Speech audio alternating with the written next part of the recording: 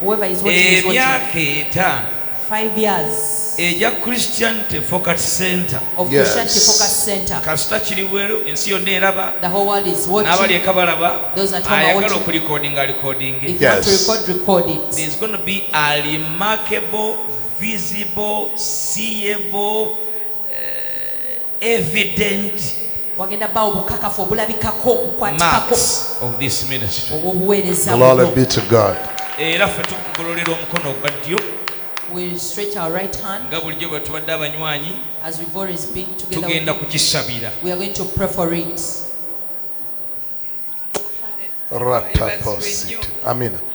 My words are to Cindy. Did you know that you are a heroine? You are a heroine. But I want to talk to you in Uganda because I know you understand Uganda very well. Yes. Jesus, to save us, he had to come and be like man. He had to be beaten. He had to be ashamed. He had to be abused. He had to be humiliated to understand the pain. That he may understand the pain that we go through. He's the only man who can understand what we go through. So that's why everyone runs to Jesus, and Jesus helps us. There is no way this foundation could be birthed before you going through that pain. And the reason why you went through all that is the foundation. Come on.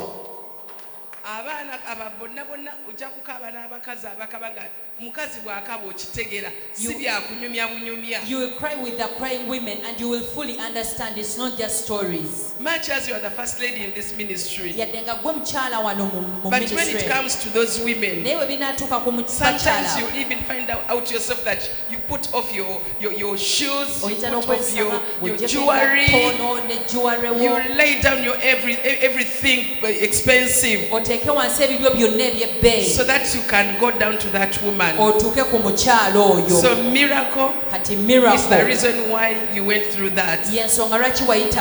Many women are going to have miracle babies. And surely, trust me, we are on record. Women will have premature babies. They will pass away. They will call you. You will lay your hands on them. And they will come back to life. Come on. Power. Because of the price you have paid. You know I love you. I love you at heart. And on that note, I know some people have, of course, donated. But I want to put my small seed of 500,000 in that foundation. But we are waiting to see babies coming back to life again.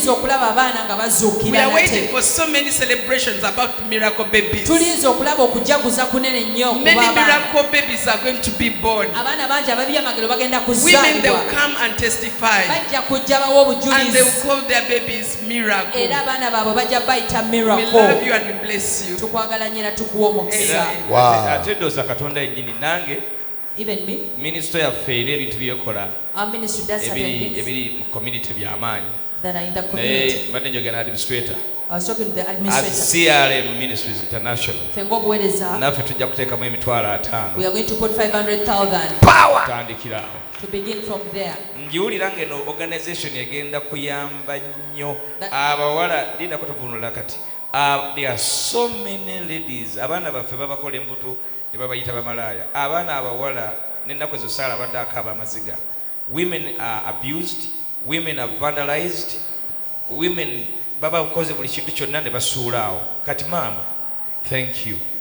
Manyi ministry eno tejja kusosola oba balokole oba si balokole. That ministry will not segregate. Katonda yakuyisa ku miracle. God took you through that. Eri jine egenda kuba nene ejja kuba n'ofiisi yayo y'amaanyi raba nga nnene ddala. It is going to be so huge. Amen. Amen. Toyanza nnyo toyanze ge bane mbakubireko mu ngalo mu linnya lya Yesu. Tumanyi we obudde budduka naye katufunze bwe tuti kati bino ebiri wano mu biwumbewumbe mpolampola enamba z'olaba ku screen ze batadde ku screen nazo zennyini za Baby Miracle Support Foundation. Those are for the Baby Miracle Support Foundation. Wali wano Oluganda agenze aba WhatsApp money batuwadde emitwalo 5 ku Baby Miracle Support Foundation. Our brother has given us 500,000 for batuwadde check eryawo. They have given us a check. Kati bino mbiteeke ebbali. Put that aside. Bwabanga yeno check eno bagituleetedde. Mukama waffe bazwe. Praise the Lord. Bagirese bagituwadde. Mukama yebazwe. Ngenda kuyitayo wano bakwano baffe abalala bakiikirire bakwano baffe abalala bonna bagiwakiri batubuuzeeko ba mwami n'omukyala Mukasa Biyinzika bajje baakedde batusinga obudde bukyali nnyo nakati bakyali wano bali mukkirize mujje mutubuuzeeko. Sindi yababanjulidde be bazadde be ab'e Uganda Sindi bwe yajja e Uganda ng'azze okulaba e Uganda gy'agenda okufumbirwa. Ekibuuzo ekyali wano eky'abakadde b'ekkanisa abakadde baabuuza kati bw'anajja now when she comes, agenda kusula wa? Where will she sleep?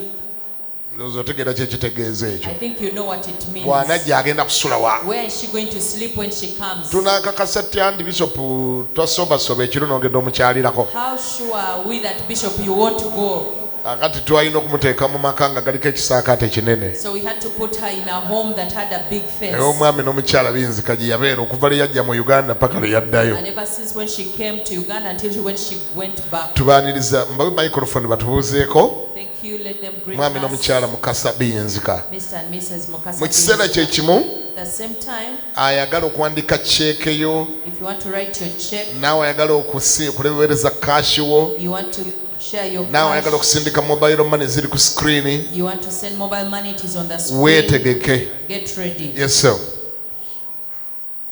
Mukama yebazibwe nnyo. Praise the Lord. Tuyitibwa ba Samuel Muwanguzi Mukasa Biyinzika. We are Samuel Muwanguzi Mukasa Biyinzika. Tuweereddwa mukisa okubeera mukwano gwa Bishop Kiganda. We are privileged to be friends with Bishop Kiganda. Okumalira ddala emyaka mingi nga tukyali bavuka ba myaka gya 36. Myaka 36. Omusumba Kiganda ono Bishop Pastor Kiganda yali part of our life. Was part of our life. Nga tandika emirimu. When we were beginning work. Ng'ayimirira naffe mu kusaba. He used to stand with us in prayer. Entalo zaali z'amaanyi. There were many battles. Naye nga tusaba naye mu nga tusombanga enkoko ekiro ezaavanga Zimbabwe twatandikira ku nkoko nga zitujje Zimbabwe. Era ffe tulina connection nnyo ne Zimbabwe oyo. We have a big connection with Zimbabwe. Akati twatambulanga naye mu mmotoka ekiro. We used to move with him in the vehicle. Oluusi nga tugenda emirundi ng'esatu ekiro olunaku lumu. We would go like 3 times. Oluusi nga tusula ku kisaawe eyo. Times we would sleep at the airport. Ne tusula bulangiti emu. In the same blanket. Twatambula olugendo luwanvu twebaza Mukama. We've traveled a long journey. Era yayimirira naffe mu kusaba waliwo ekiseera kye twali tuyitamu ng'entalo nnyingi. There was a time we were going through and the battles were many. Nga ya spiritual father wange mu mwoyo. He was my spiritual father. Byali biseera bizibu ddala. Twebaza Mukama. We thank God. Era tutambula tugenda nge Mombasa eyo. We used to go to Mombasa. Kaino abadde tuwaddewo naye emyaka mingi. We have been with him for many years.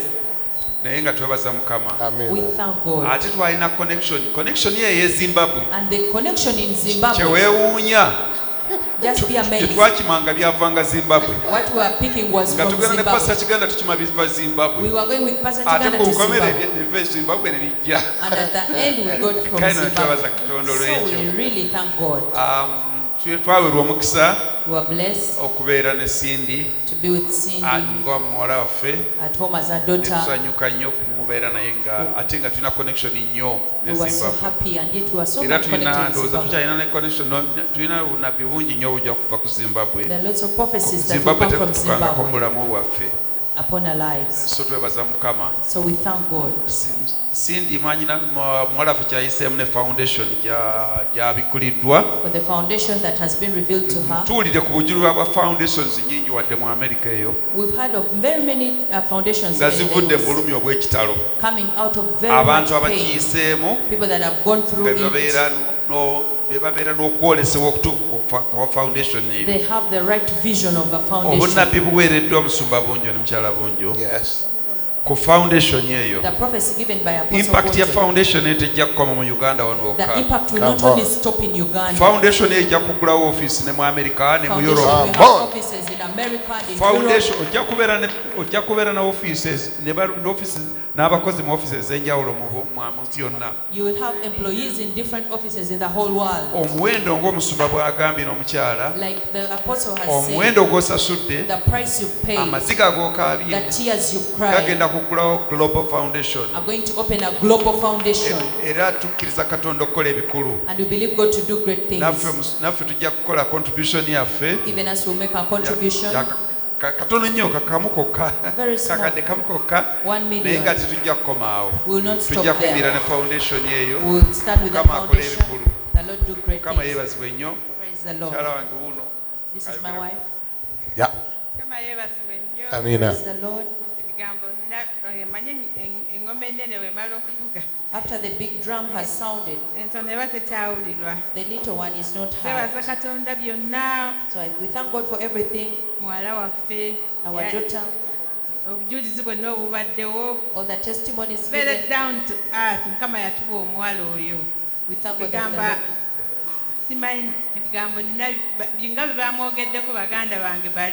whatever they have spoken about her.